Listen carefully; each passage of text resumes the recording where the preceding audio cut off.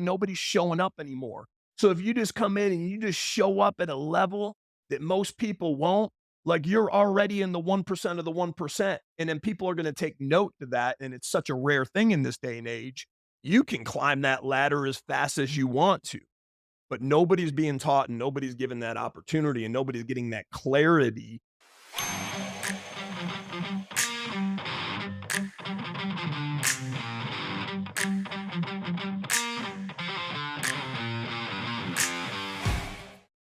In a world where the traditional education system often falls short in preparing us for real world challenges, how can we equip ourselves and our families with the skills truly necessary for success?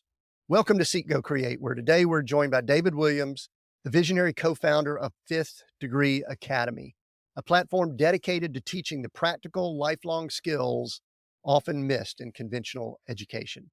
David is not only a serial entrepreneur and investor, but also a passionate public speaker who believes in empowering individuals through practical knowledge and inspirational know-how. With Fifth Degree Academy, he aims to address the education crisis by providing on-demand classes that cover the most vital areas of life for people of all ages. David, welcome to Seek, Go, Create. Yeah, no, thank you so much for having me. I'm excited to be here today. I am excited to be here too. And you and I have had a chit chat briefly, just got to know each other, but let's pretend that we bump into each other somewhere. And I just ask you what you do. And people ask you that, what do you tell them? Yeah, so what I do, so I could, like you said, a serial entrepreneur. I own and operate multiple companies, and what I could do is, if you like, give a little bit of my backstory, how I got started, and kind of where I came from, and where I am today. Yeah, we'll definitely do that. But do this for me. This is just a little bit of a gee whiz type exercise, icebreaker. When someone asks you what you do, what do you tell them? Like if you're just out and about and someone says, "Hey, David, what do you do?" What do you typically lead I with? would say I build businesses, I create, and try to impact as many lives as possible. Very cool.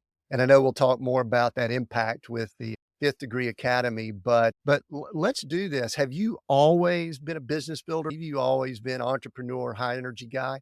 Always up until that started in 2009.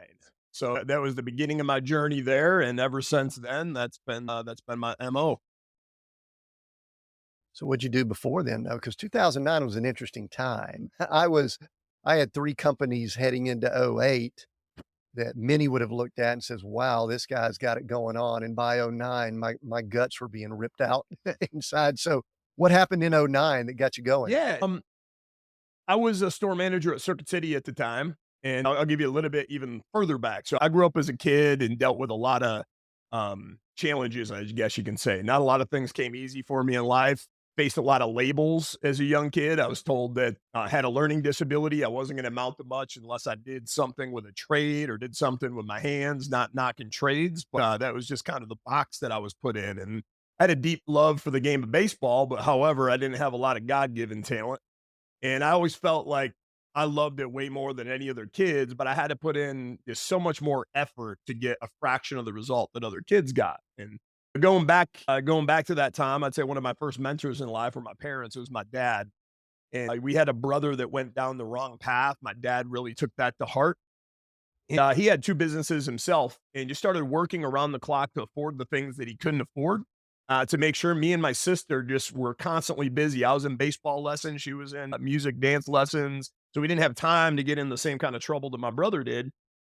And he taught me, I think, through osmosis what hard work looked like. And he taught me, lessons like hard work beats talent when talent doesn't want to work hard. So I started to realize early on, my early on superpower was I could just outwork every other kid in the room, and the God given talent that I lacked and the God given talent that they possessed, I could close the gap by just running circles around everybody. And it wouldn't happen overnight. But if I did it day after day, the compounded effect of working hard could get me to where I wanted to go. And, that's what led me to playing college baseball. I had a dream to play pro ball, ended up hurting my arm in college, got done with that, and then kind of lived in one of the labels and went and did my tool and die certification that I got, went to take a job in tool and die and just didn't have a lot of heart and passion into it. So that's when I had to go out and find a job, and I reached out and asked for help. Asked one of my friends who was working at Circuit City at the time, and what I thought was going to be a part-time gig turned into a career. So I ended up coming in and working as a salesperson in a car stereo Circuit City, selling car stereos. And I thought I was starting over at the time, but then little did I know that I was just building off of the foundation that I already had built because I just did what came natural to me. I went into Circuit City and just started working hard and outworking everybody in the store. Before I knew it, I was number one salesperson in the entire store, became number one salesperson in the company. And I had another mentor at the time that took me under his wing because he just noticed that I was showing up differently than most people. And I ended up getting promoted one of the youngest store managers at Circuit City.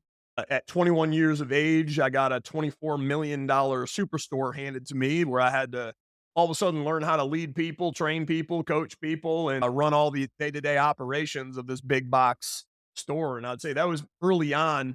That was a lot of my education that I learned. They had a really good program, and I was on a fast track.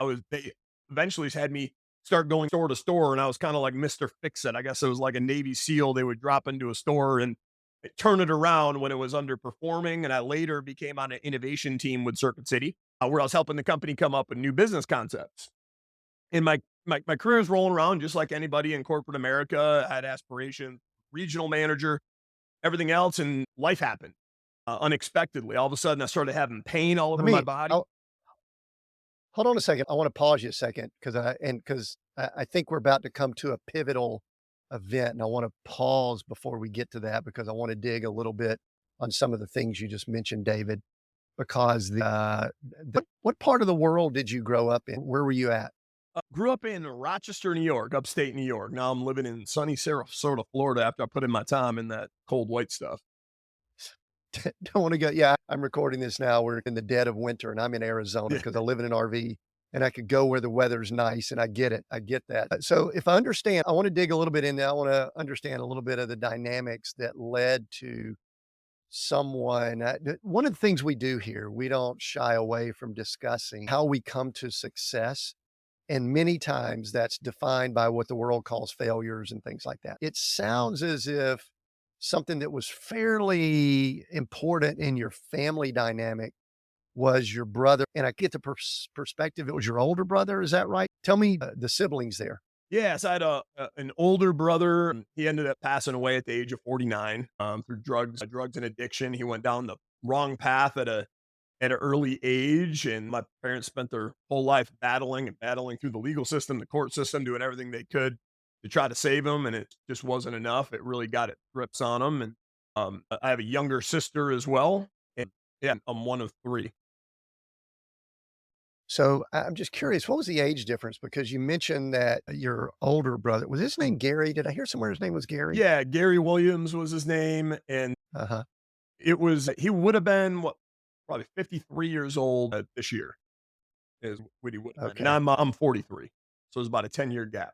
Okay. So there was a big gap there, and it seems like that had a big impact on the family, and I think it actually plays in some when we talk about the Fifth Degree Academy later, because seems like maybe the education system was a bit challenged. Maybe he fell through the cracks. I don't know that. I'm not trying to put words in your mouth or anything like that. But, and it seems as if, now tell me if I'm wrong on this, and then I'll let you just talk about this. It seems as if you had, I don't know if a slight chip on your shoulder is the right term, but you were going to succeed even when people were telling you couldn't. Would that be accurate? Yeah, I would say so. I'd say that was the case. I just felt a failure wasn't an option for me. And when I faced some of these challenges, I knew God put me on this planet for a bigger purpose. I wasn't sure what that was yet. And I know it wasn't just to have an almost life. And I was in a place where I was, I guess, finding myself in this part of the journey. Yeah, and the reason that I think that's important is that what we find when we have these discussions about redefining success and what it means, there is often something that's driving the people like you that end up excel. It's interesting. I bet if we really dissected it, there's not that much of a difference between you and your brother. There were just some circumstances, some issues, and things like that. Have you put any thought into that? I know he was 10 years ahead of you, but have you put any thought into kind of how he ended up one path and you ended up another? Yeah, I say one of the things that I realized later in my life is like all the different places took me to where I want to go, and probably all the different places that took him where he wanted to go. We both had great parents, but sometimes that's just not enough. And sometimes it takes a village to raise a young man or young woman. And for me, every time I got to the next place in my life, it wasn't a what, it wasn't a when, it was always a who moment.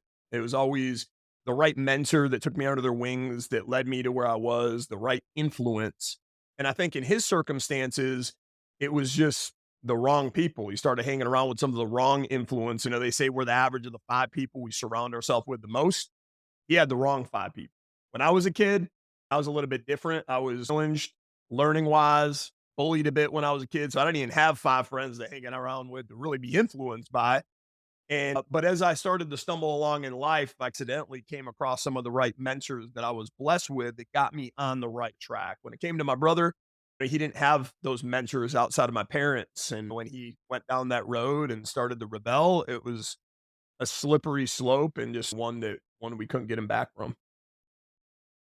It's interesting you mentioned baseball. I think I've heard this time and time again. Often sports will be something that's very critical for people that could be, I think all of us are at risk to some degree. Yeah. But obviously if you look at your brother and then you, maybe the thing that distinguished, but how important was sports in keeping you along a path, achieving what you ended up Well, achieving? I would say it was incredibly important because I really loved the game. And then, like I said, my dad, he worked around the clock 7 days a week, operated on 4 hours sleep to afford the things that he couldn't afford and keep me busy. So I didn't have an opportunity to get in trouble. So I had private baseball lessons, baseball camps, leagues that I was in, and just really fell in love with the game. And that's what led me playing to a year at college at FLCC, one of our local community college. I played college ball, and it's just something that I really fell in love with at a young age. I've also, and this is not taking anything away from your drive and your discipline, but sometimes when people are involved with sports, especially when they're looking to achieve the next level, college and then pro, it's like you probably didn't have time to get involved with a lot of other junk. You were probably almost 24/7 on the ball field, correct? No, that was exactly it. And then when it came to college too, like even when I was in college, I was honestly not the most talented person that was out there. What got me there was putting in the work. And then when I was in tryouts there was a lot of other people that had alternative focuses. Like my whole mission, I was all in on the game of baseball. I was up running every single morning at 4:35 a.m. Even before practice, I was practicing. In the off season, I was practicing while they were going out and partying and doing what college kids do. I was just all in. And what that ended up resulted in, there's a lot of people that had more talent than I was in the initial tryouts, but they couldn't hack it. They were out the night before. So when we had to be in the gym at 4:30 a.m. or 5 a.m. and run, I was already conditioned months ahead of time prior to them. They were just starting to get conditioned. And then in addition to, they just weren't putting in the time, weren't putting in the work. They're staying out partying all night. So one by one, they just started dropping like flies. And I was one of the ones left standing, ended up making the cut based off of that kind of resiliency and played out a whole season. Hello, Seek Go Create listeners. This is Tim Winders. Let's take a short break. Have you ever caught yourself dreaming about a future where your leadership not only achieves its goals, but also inspires those around you? As an executive coach, I specialize in transforming those dreams into achievable visions. With my coaching, we don't just chase goals, we create legacies. Drawing from my own experiences and a faith driven approach, I help you align your professional ambitions with your deepest values, ensuring a journey that is both successful and fulfilling. If you're ready to carve a path that is authentically yours, it's time for us to talk. Visit timwinders.com/coaching to schedule a free discovery coaching call. Yes, you and I'll just get on the phone and have a call. Again, that's timwinders.com/coaching, and you could read some more information and then schedule a call right on my calendar. Let's turn your vision into reality. Now back to Seek, Go, Create. Yeah, one other thing before we start jumping into some of the projects you're working on now and what happened when you transitioned away from what you were doing with Circuit City. What was one of the things we don't shy away from here as we talk about the faith component of success? Describe what faith looked like when you were growing up? Or I don't think church is always the answer, but what was that faith component? And at what point, because I know faith is an important part of what you're doing now, at what point did faith enter the equation for you? Yeah, so for me, faith's always been a big part of my life. My dad was always very biblical man. He's read the Bible probably a dozen times. Goes to church. Same thing with my mother, and I was just brought up in that sort of household. And I'd say for me, like that was a big pivotal moment. Like even in the Circuit City days, when all of a sudden life happened to me, and what ended up happening to me when I was at Circuit City on this fast track, I woke up one day and my body was just on fire. I could barely move. I was in so much pain. It just felt like I had kerosene running through my veins and I was pushing through all this neck and back pain. And then one day I woke up and I couldn't walk. Lost my ability to walk. My ankles were swollen so big. My feet were swollen so big. There was this inflammation all throughout my body. I came into work on crutches. And then my same district manager at the time told me, they're like, Dave, you're going to have to go out in disability and take care of yourself. So I went out and started going doctor to doctor, to figure out what was going on because I couldn't walk and I was just dealing with immense pain and it's so crippling. I wouldn't wish it on my worst enemy. Finally I found a doctor, a rheumatologist. They figured out what was going on. They're like, Dave, you have an autoimmune condition. It's called ankylosing spondylitis. So it's basically your immune system overactive. It's attacking itself. And that's what's causing the inflammation in your body. You're attacking your own joints and it can cause spinal degeneration over time. And the doctor looked at me in the eyes and said, Dave, I'm going to be frank with you. Most people with your condition, and you have a very severe case of this. So this is going to be very highly probable the case for you end up on long-term disability. That's what disability is there for. Don't be afraid to use it. Just going to let you know you're going to be on long-term disability. He's How like, old were you? How old at were the, you, David? at the time, this was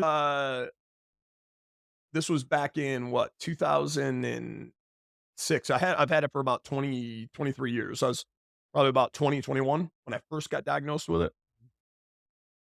And then I had a second, got back on my feet after that. And then I had a second wave where it put me off of work again. And that was right around 2008, right before 2009 when I exited Circuit City.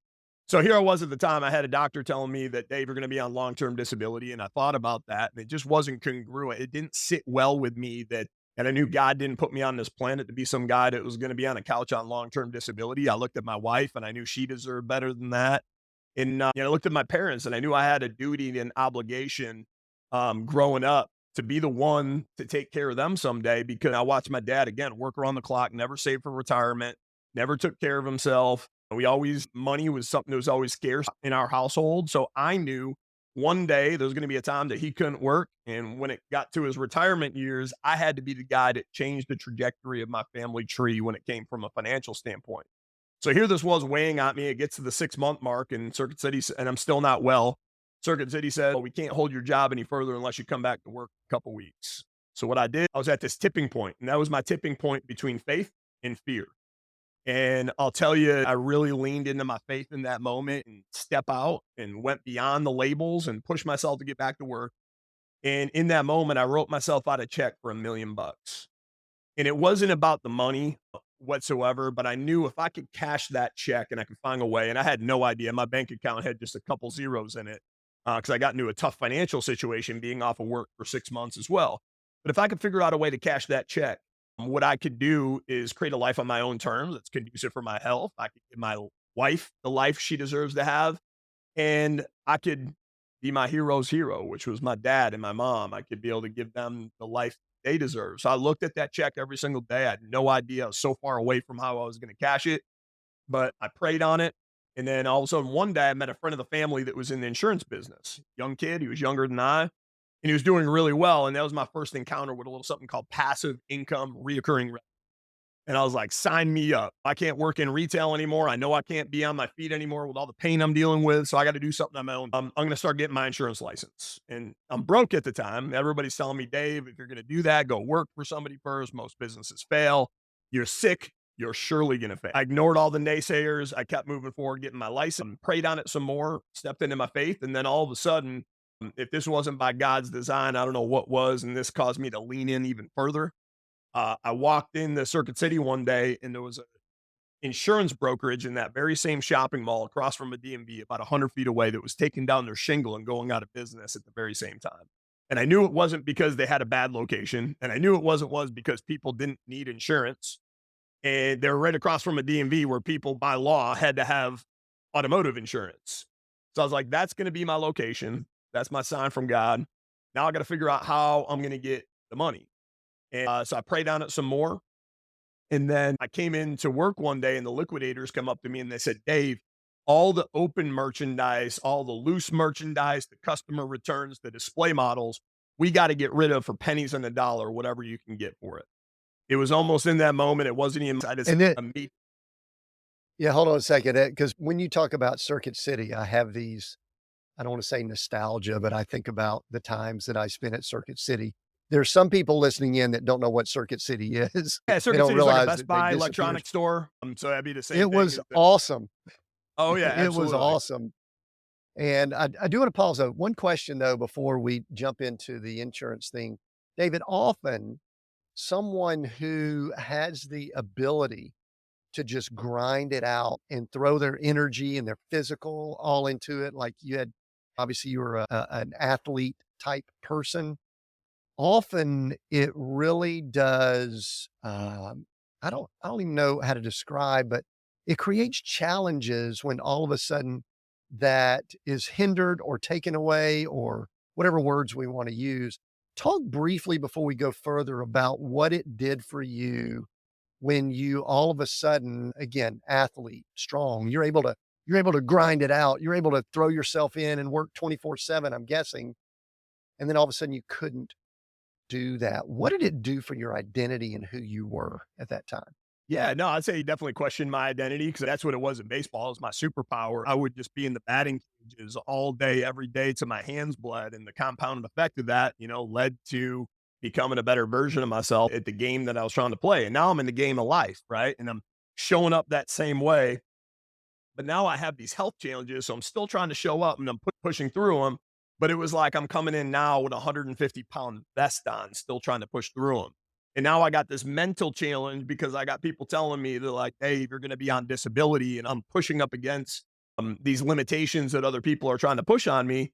And I'm asking myself, "Is this going to be? Is this going to be it? Am I going to be dealing with this for life? Am I ever going to get better?" I'm even questioning God. Why is this happening to me? I started to realize later it wasn't happening to me; it was happening for me. Mm, When we talk about the challenges, I yeah. believe those are the thing. A lot of times our prayers are answered in the form of challenges because it's the very challenges that get us to where we want to go, that build us into the people that we need to be. So going back to the Circuit City part where I was there, leaning in my faith, prayed on it some more. All of a sudden the liquidators came up to me and they had to get rid of all the open merchandise. And I immediately said, what if I just made it easy on you and I just bought up all the merchandise from every Circuit City store, all that open merchandise within 4 hours of here? They're like, "How much you got?" And I'm like, "I don't have anything in my checking account, but I got a 401k with a little bit of change in it. I got my last $7,000 to my name." They agreed, and I bought up about 70 to $80,000 worth of electronics. I was so excited. I didn't even tell my wife at the time, forgot to run it by her. She was working in retail. So I just started bringing truckloads of merchandise home. And then she gets home and then sees she doesn't have a living room anymore. It's like literally filled to the ceiling with Bose system speakers, remotes, like everything that I could get. I'm like, I'm going to put $1 on this and sell it. So I did that. And luckily she gave me grace like she normally does. Ended up buying fixtures from Circuit City at the time and building a little mini electronics store in my basement where I cataloged it. So now I'm getting my insurance license at night. I'm pushing through these health challenges. I'm dealing with financial challenges where I had to lend money from people to just to pay my mortgage. The shot clock is ticking when I'm about to go on disability. And then at night in the after, selling things on eBay. So I ended up paying off all my medical debt with the eBay. And then I ended up raising the minimum capital that I needed to start. I couldn't buy an insurance agency. So I had to do it the hard way, the gritty way, and buy one on a shoestring budget or just start one on a shoestring budget from complete scratch with no customer base.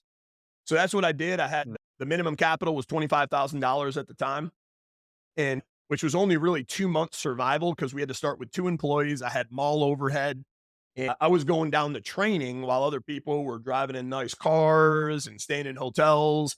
I was driving in a beater with no AC, going down in the dead heat of summer staying on the floor of my sister's place that also didn't have any AC. So I'm like dripping sweat, sleeping on an air mattress every day just to save every dollar I could. I got through training and then they get in and they're like, I open up my doors and I got 2 employees and they're like, all right, we're going to train you for 2 weeks. And then after those 2 weeks, you can start to sell. And I'm like, hold the fort.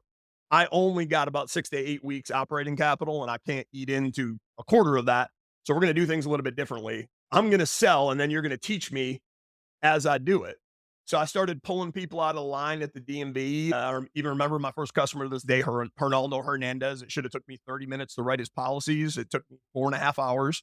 Luckily, he gave me a lot of grace, but I learned quick. And I had to just start running circles and acting like somebody was trying to take it away from me 24/7. Because the reality was, if I didn't make things happen within that short 60-day window, I was going to be living into that label that my doctor said on a couch. I'd been out of business before the opportunity even started because I had the payroll, I had the mall location. But little did I realize by showing up the way that I did with that level of urgency, that was the best way that I could be a leader and the best way to train my people. Have you ever put any thought into that? Circuit City didn't make it, obviously, and you were working your way up the Circuit City ladder.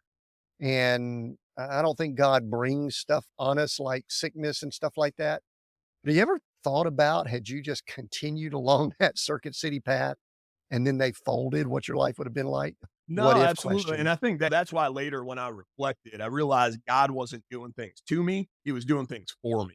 And I think a lot of times when we pray and we step into our faith, we got to pay attention because while God will answer our prayers in the form of miracles, proof sometimes, but I think more times than not, miracles that he puts in our path are opportunities where he'll force a door shut to open up a door that we're meant to walk through to to live into the shoes, he wants to be the creators that he wants us to be in this world. And I think a lot of times when we're sitting in a setback and we're in the midst of our setbacks, it's important to have a clear mind to pay attention to those moments. And I think there's two different types of moments.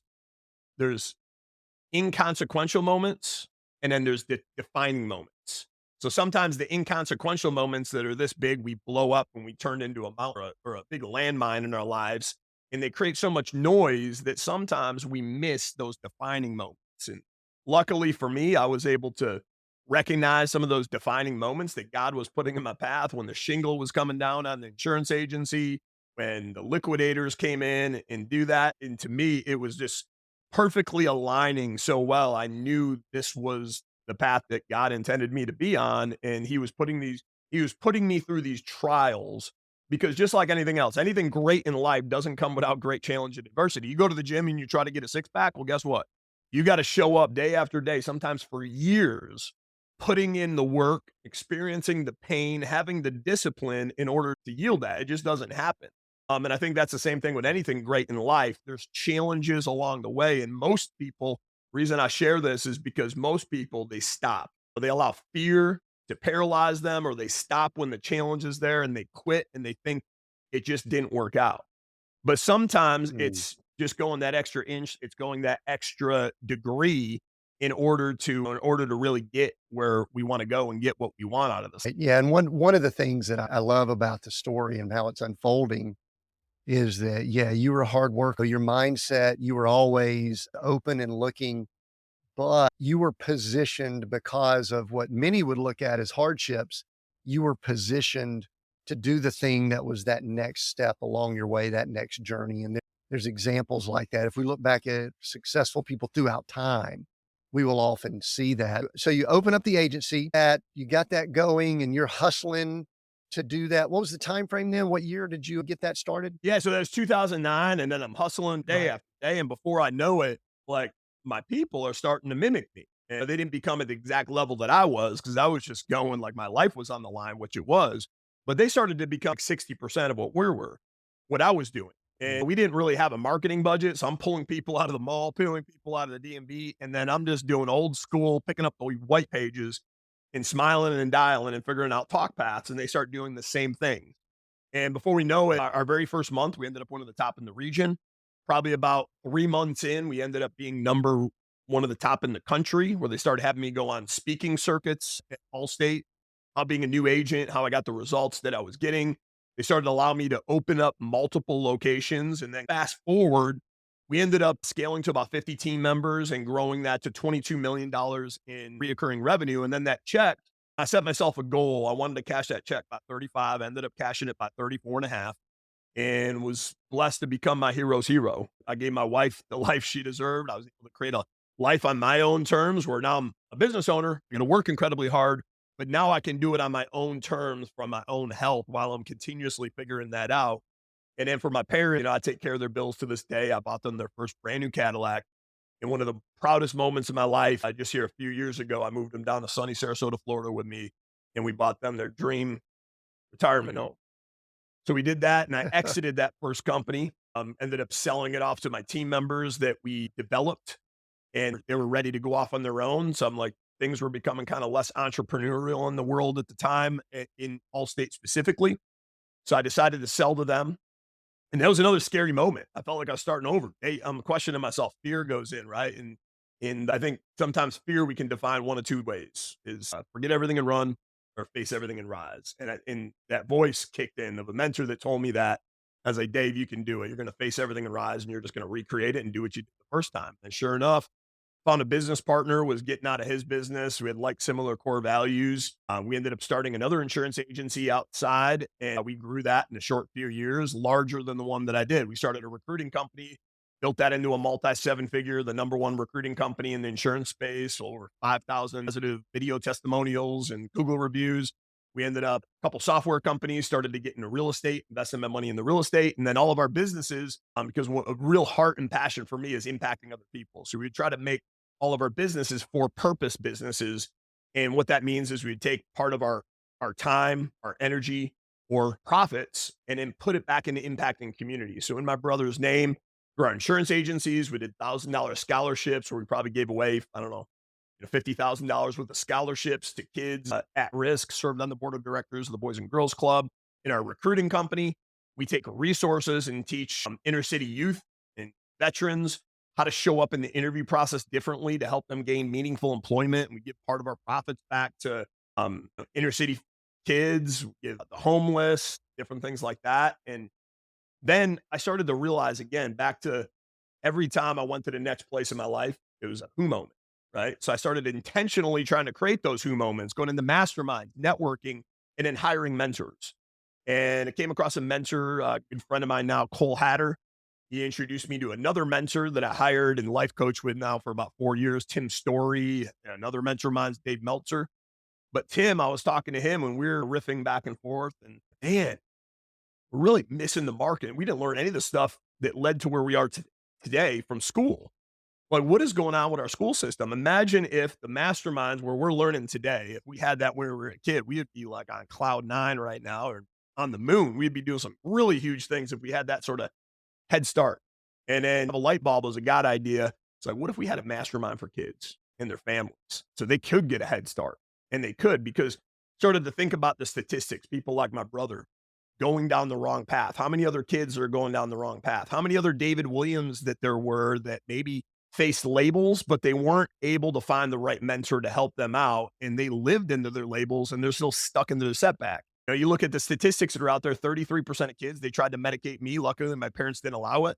But 33% of our kids in our school system now are medicated in some way, shape, or form, whether it's Adderall or some antidepressant med. What is a kid depressed about? What are we doing to our kids? And then you look at in America, it's 78% of kids that are 25 and under have subprime credit scores and they're living paycheck to paycheck. 90 some odd percent of kids are graduating school feeling they're ill prepared. Where does that leave them?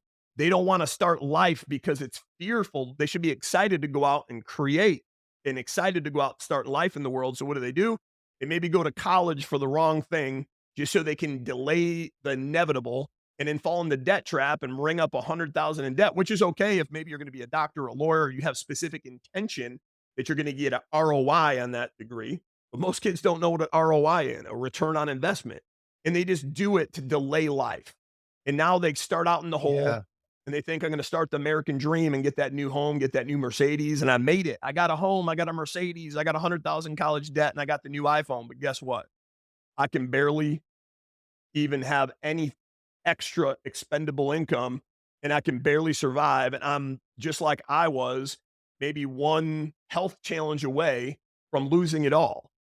And I So was talking David, to, David, one thing, let me pause you a second. Let's have a little bit of back and forth dialogue here.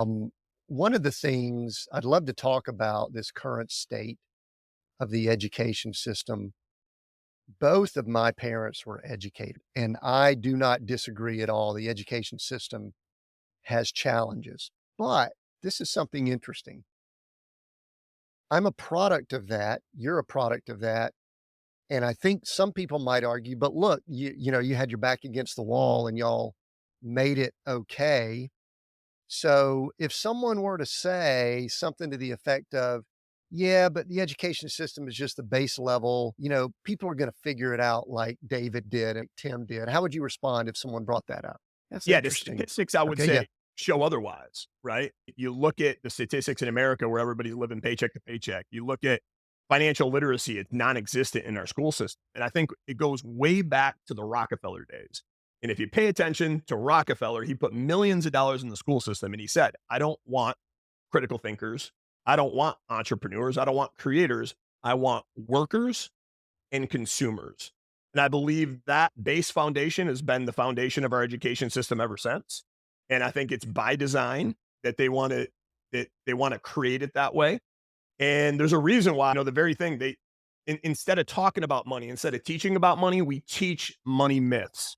Like money is the root of Mm, all evil, so nobody wants to chase it. But if you read the Bible, that's not what it says. The worship of money is the root of all evil. And money, I think just my take on money is it makes the world go round. Everything that we do is tied around money. So not talking about money is actually the impolite thing to do. We need to be teaching our kids to have a great relationship with money, and that's what we should be doing in our school system. Not teaching parallelograms, rather than how to show up in life, how to win, emotional intelligence when we have a mental health crisis going on in our country, and we're not teaching right. kids how to handle their emotion. They have 12 years is an incredibly long time to educate. 12 years Right. is a long time to create, I would say, some supernatural kids, but we do the opposite of that. And we have so many people that are suffering in this country. And that's what, when I was talking So, to Tim about that, I was like, imagine if we created our own mastermind where we brought some of the best and the brightest and the most brilliant people and really taught the things they should be teaching in school. We put faith back into right. school because they took faith and core values out of school. We started telling kids how they could live a life by design, freedom, and maybe flip the script on what the American dream really should look like. It's not going out and getting into the debt trap and just having that new home and keeping up with the Jones with the car, but maybe you could take advantage of a new home buying program. And instead of buying just a home for yourself, you buy a duplex. And then you rent out the other side of the duplex. And you don't got to be an entrepreneur, but then all of a sudden the passive income from Airbnb that other half or renting out that other half is now paying for your living situation. It's paying for your Mercedes. And now everything you get in your W 2 is all icing on the cake. And now instead of just trying to survive like every other kid and every other American is doing right now, because that's the reality of America, they can thrive and actually live and enjoy their life and embrace freedom. That's the narrative that we want to teach. And then we wanted to we're like, hey, we'll bring in some of the best and brightest influencers. And we're thinking, how do we kick this off? So what we did a free 2-day event.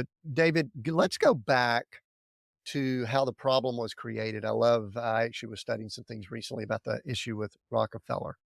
A lot of people would argue that our education system does a good job of getting some basic information out to everybody. I actually have this thought that what we're kind of doing is, I hate to use the term dumbing down, but we're basically dumbing down almost culture and society, that there does need to be some different paths that people go down. I don't know that everyone needs to sit in a public school. We homeschool our children and all of that. But what I'm hearing you say is that you guys are working towards some other alternatives, but I don't think you're going to want to do this with the masses. Is that correct? We want to do it with anybody that wants the opportunity and wants to learn. So we decided, hey, we're going to launch this, and we ended up doing a free 2-day event. We brought some of the biggest speakers in, like Eric Thomas, Jim Quick, Tim Story, and then we broke a Guinness World Record for the most amount of parents and kids to learn about financial literacy together. That showed us that there's a thirst and there's an appetite out there. So we said we're going to make this program. If somebody can't afford it, we're going to bless them and give them a grant to give them in it. So anybody that has the will to learn and they want to kind of learn differently and they want the path to success, that we're going to leave no family, no kid left behind. So are most of the people that are coming to you, are they the kids or the parents or both? What's the ratio there? It's typically through the parents, and then the parents are bringing the kids in, and we decided we want to put a spin on it because it's tough to get kids excited about education. We're like, how do we do that? And we can influence through influencers. What if we took some of their idols that are out there? Like one of our next calls we have coming up, Carolina, she's a child influencer. She's 12 years old. She's a YouTube sensation with 9 million followers, violinist. And she's going to be talking about how she built a life at a young age and what the work looked like. So now, if we can bring in influencers like that kids already follow on social media, now that gets them excited about education. They get excited then there maybe to see a Carolina, or maybe we get a Tim Tebow that comes to talk on a call and they're like, wow, I'm going to see Tim Tebow. But now they come on the call and then they learn some of the things that are going to get them to life by design. So we're taking influencers to influence and excite kids around education and try to do things differently. And our goal is to keep growing it and expanding it so we keep tracking bigger and bigger names. Sure. So one of the things I did, I went over to the site yesterday when I was kind of looking around, and I guess one thing I want to ask is the name, the fifth degree. I noticed that you guys had the method for success and, faith, finances, fitness, family, and then freedom. I guess that's where that spins off from. Say just a little bit about those foundational items. We don't have time to go into each Yeah, one no, at length, but absolutely. So just it's a talk a fifth. little bit about that because obviously y'all are building it on those 5 items, which is cool, I think. No, absolutely. So, the Fifth Degree Academy, it's the 5 degrees of learning that I feel they don't teach enough in school: faith, family, freedom, finances, and fitness. Because without faith, I don't think you can go anywhere, no matter what your faith is. I think you got to have faith as the foundation, first and foremost. Understand it's not about keeping up with the Joneses, but it's like creating a life by design, creating that freedom where you can enjoy life and not just be a prisoner chained to your 9 to 5 or just working your life away. And then so many Americans do, and you never get to enjoy it. So we want to teach them a different way. And then also, just like me, nobody taught me at a young age to focus on my health. And I truly believe one of the biggest things that triggered me, I was a young buck starting a $24 million superstore, Circuit City I was running. And I was working 16-hour days. I wasn't eating right. I wasn't working out anymore after I got done with college. And I think stress triggered it. And that's what triggered. I had a genetic disposition for the disorder that I have. But I do believe it was the lifestyle, it was the stress, it wasn't taking care of myself. And there's so many people that don't learn that until it's too late. And what health? Your health is wealth. And we want to teach that kids at an early age is to like take care of your body because you only get one, and how to handle stress and how to process emotions and how to maybe feed our body the right nutrients so we can go out there and feel great when we're building our lives. So what's the funnel that brings people into you? Obviously, people listening in, if there's a parent or something, we're gonna give them the information here in a little while, but in general, are you bringing people in through online means? Are you bringing people in through some kinda local structure? What are some of the avenues that someone can discover or find what you're doing with Fifth Degree Academy? Yeah, That so might be we're a actually marketing question, but that's cool.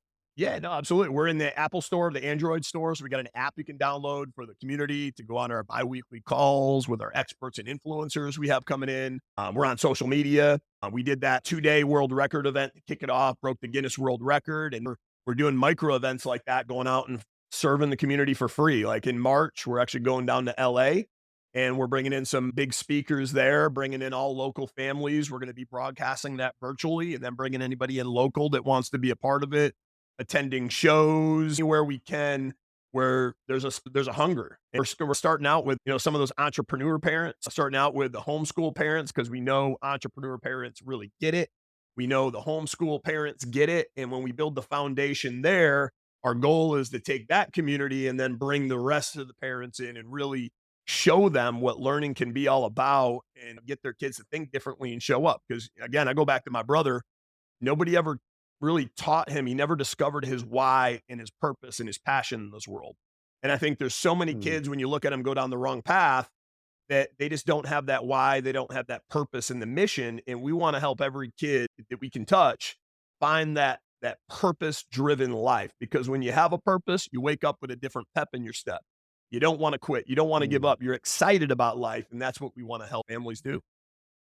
sure. Some people, I can almost hear some people in a media setting, and sometimes we have to turn this off, but they would want to know what you're doing for like an at-risk type group. I was fortunate, sounds like you were too, that you showed up at school, at least when you went, and you had some food that you had eaten that morning. Your parents probably encouraged you to go to school. And there's a lot of that to me, the system that we've got. There's so many, not even like your brother, but there're just so many that aren't even, they're not even getting to the table or getting even to the place to slip through the cracks. I think you mentioned some scholarshiping and some things like that, but is there something in place now or something down the road for what I think we would term at risk type students? And if there's not, that's fine. I'm just curious about that. It's- Yeah, absolutely. That's a great question. So we actually have a buy one, bless one component to our program. For every paid membership, we'll actually take at-risk youth that maybe can't afford, their family can't afford it, to come into the program. Or if we ever have a family that says, "Hey, I want to come in, but maybe I can't afford it," we'll have a grant opportunity where they can come in at no cost, because we don't want to leave a family left behind. And we actually partner with organizations like that. So we're in talks with the Dream Center down in LA, the Boys and Girls Club, and we'll offer this up to free for some of those organizations that actually serve, those very, those at-risk kids that might need it most. But if you think about that too, those are the ones that are struggling in the education system the most. They're not excited about education. It's not, the current system's not working out for them. And that's why we want to take some of their idols, some of the people they look up to, some of the people they get excited about when they hear their name, start to bring them into the call. And then that gets them excited to attend. And then once they're there, the byproduct is that they're going to learn a thing or two about a thing or two from somebody that's got weight. Because a lot of times, even when I was growing up as a kid, my parents would give me great advice, but sometimes we hear it from our parents or we hear it from a teacher, and it's in one ear and out the other. But then all of a sudden, maybe an influencer, celebrity, somebody comes in that knows a thing or two about a thing or two, that's had some real world success, and they're already looking up to that person and they're excited about it. Now, all of a sudden, it reinforces the principle where we're not, trying to replace the school system. We're not trying to replace parenting. We want to partner with the school system. We want to partner with parents, reinforce the things they're already trying to teach, and so it sticks and it cements, and then it makes kids want to have something to chase and take action on. You mentioned when you had conversations with Tim that you thought this would be somewhat of a mastermind, but I think there's a digital component to it. And I think mastermind is a word that's used in an odd way in our current culture, David. I'm sure you're Yeah. aware. There's some people that we go and there's 10 of us that sit around a table and we talk, which I love, by the way. I love doing that. But when you say mastermind, I think it sounds to me like what you're doing is creating an avenue for people to get some things outside of the norm. Tell me all the ways you mentioned events, you mentioned, because I don't know, is there a mastermind per se, or is it just that they're stepping into this app and it gives them access to a lot of things? Tell me a little bit more Yes. about the logistics of Yeah. it. So basically, the masterminds is we do 2 live calls a month. So the second Tuesday, the last Tuesday of every month, that will bring in an expert speaker. And then we'll typically try to do every month an influencer where it's a big name individual, and have an expert on the other call. And then they're coming in and teaching on things. And then we give some homework in between too. So I'll give you an example. One of the calls, Tim Story came in and talked about having the miracle mentality. Tim Story is a best-selling author, life coach of the stars, works with Robert Downey Jr., P. Diddy. Came in, kids were excited about meeting with him. And then after that call, we actually gave the parents and the kids an action guide and taught them about how they can create core values in the household. Because every one of my businesses, we created core values, and those are the very things that cemented the foundation of our company and allowed us to grow. Where, like, a lot of times when you look at families, they don't have a defined, it's maybe talked about here and there, but it's not clear. There's not clarity when it comes to core values in the household. So we'd give them a template, and then mom, dad, and the kids, and it's going to be different family to family, can sit around and create those core values and commit to hold each other accountable. And it's not just the parents holding the kids accountable, But maybe mom and dad come home one day and they're having an off day and they're not living into that value system that they agreed upon. And now the kids can help hold mom and dad accountable to help strengthen and cement the family unit. So our core values, to give you an example, is put God first in everything that we do, live with integrity. Everybody that we touch, leave them better off. A Williams never quits. A Williams always finds a way. A Williams always shows up in life. A Williams is set out to change the world. So we set out these core values in our own household. So as my little guy grows older and older, we can speak to those things and we can live into those things, and he knows what it means to be a Williams. And we want to teach whether you're a Smith, you're a Johnson, whoever it might be, what it means to be in your family. What are those values that are important that you can live by that are going to allow you to really, take that next level in life? What are some of the challenges, David, that you guys are identifying with this model? We've already talked about there's this baked in system of, I hate to say mediocrity. It's even less than that at times that they're fighting against in our current society and culture. But what are some things that as you look out over the next few years, you go, these are some hurdles that we're going to have to overcome with this model and this system? I think one of the things is entitlement. And I think that's what's being bred in our school system. It's being bred by the media. Where instead of teaching our kids to be a victor, we're teaching them to be a victim.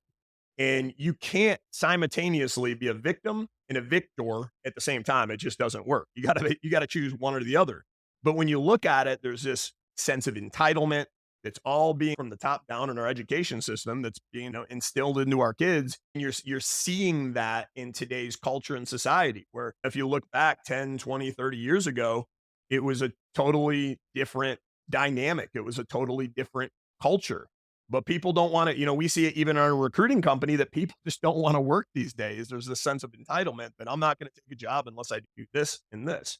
When you look at back in my era, when I was growing up, heck, if you were the janitor, you showed up and just gave it everything that you got. And I think a lot of that's being lost. And there's a sense of instead of working and earning what I should being taught, it's the war on entitlement. So I'd say that's going to be that's one of the core challenges there is creating that mind shift and competing against culture, competing against society that's actually teaching that and instilling that in this next generation. And you look at that, you look at in colleges, they have safe spaces for people to go. You look at this woke culture that's taking over. And you know what I think that is, you look at historically, why did kids always join gangs in the past? Kids join gangs. They don't have a father figure. They don't have a mentor in their life. And so now they see somebody there. I can maybe go into this gang and then that's going to be my community because I don't have anybody else. And now in this day and age, when I was a kid and I was bullied, it was pretty isolated. Social media can take one post to destroy a kid now. And if you're a kid that goes into school and goes into society and you're not academically strong, you're not wealthy, or maybe not a jock, and you just don't meet some of those stereotypical molds and you don't have a place, or you're maybe being bullied, who's going to take you in? Well, it's the new woke culture and the woke community will take me in. And now all of a sudden, if I identify over here and I identify with these principles that I may not agree with, at least I know that I can no longer be bullied. And now I'm a part of something. I was a part of nothing. And if anybody ever started to stand against me, I got cancel culture on my side now. And that's what we're sadly seeing in our society today is if you look at this kind of wokeism, so to speak, and you look at Mm. the percentage of people that are falling down this path just over these past couple of years alone, it's like 8x of people identifying into this new kind of movement. And it's not resulting in anything good. It's that entitlement mindset. It's that the rich just get richer. I don't have the same opportunities because of X, Y. We live in the greatest country on earth and everybody has a phenomenal opportunity to be here. But if you have the right mindset, you have the right work ethic and you're taught to go out and show up, especially in this day and age. I think everybody today versus back in my day have more of an opportunity than ever because you know what? Nobody's showing up anymore. So if you just come in and you just show up at a level that most people won't, like you're already in the 1% of the 1%. And then people are going to take note to that. And it's such a rare thing in this day and age. You can climb that ladder as fast as you want to, but nobody's being taught and nobody's given that opportunity and nobody's getting that clarity that they can get everything out that they want out of this life. But it It typically does. comes after hard work. Yeah, it does definitely appear as if we're kind of almost dividing up into two camps. There's that group that you just mentioned, the entitlement group, and then there's a group. Unfortunately, from my view, it seems this group is getting smaller and smaller, that they still do want to either work or learn or grow or whatever term you want to use here. But let's just say someone is in that group or they're a parent that's in that group of that maybe even smaller group that they do want to grow. They do want to create some atmosphere, environments for their children or it's someone who's in that age group. What do they need to do? What is an action step that they need to do, David, to take the next step to maybe step closer to what you guys are doing with Fifth Degree or anything like that? You can give information on where they can go and stuff like that Yeah. here. So they can go to Also, fifthdegree.com. It's 5thdegree.com. They can subscribe on there. They can reach out to it at support@fifthdegree.com. We're in the Apple store. We're in the Android store. If somebody's out there and you go to the website and you're like, hey, I just can't afford it. Again, we have a grant process for that because we don't want to leave any family left behind. We're really not doing this for the money. 50. definitely. We'll include those links and all down in the notes. Hey, David, we are seek, go, create, those three words here. I'm going to let you choose one as my last question. Choose one of those words over the other two and why. Which one do you choose? Seek, go, or create? I'm going to choose create. And actually, you can't see on the other side of the wall, but I got the sign behind me. It says go to distance. And on the other side of the wall, it says if you build it. The reason it says if you build it, one of my favorite movies growing up as a kid was The Field of Dreams. And I feel like throughout my life, leaning in my faith, God always spoke to me through that movies. Because when it came to creating something, I would hear that voice if you build it, they will come. And when it came to the Fifth Degree Academy, and we did this event and we broke the Guinness World Record, I'm like, how am I going to get all these big speakers to come in? And, I feel like God spoke to me and I heard the words, if you build it, they will come. If I build the table, if I build the right program, if I build the right image to it, the branding, that all these speakers are going to come. And that's exactly what happened. God brought them our way. We had over $1 million of the speakers kind of pour into the program. We still got people outreaching that's in there. And I believe we're all put on this earth to be creates. We weren't put on this earth like Rockefeller wants us to be consumers and workers. I believe God put us on this earth, Rockefeller, to be creators and to make positive impact in this world. So that's why I choose the word create. Very good. Yes. And great movie reference there, Field of Dreams. I think one of the best sports movies ever. Absolutely. Just say that. David, I appreciate it. We are pulling for you in the Fifth Degree Academy. Definitely go down and check out the links if you've been listening in, share it.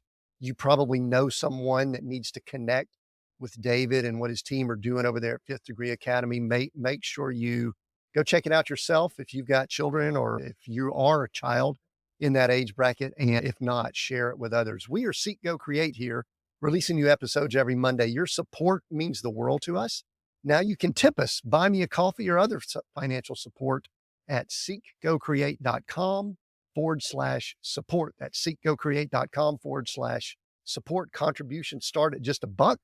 And if you leave a comment, your comment could be featured in a future episode. Just go visit seekgocreate.com/support. Until next time, we appreciate you joining us here. Until next time, continue being all that you were created to be.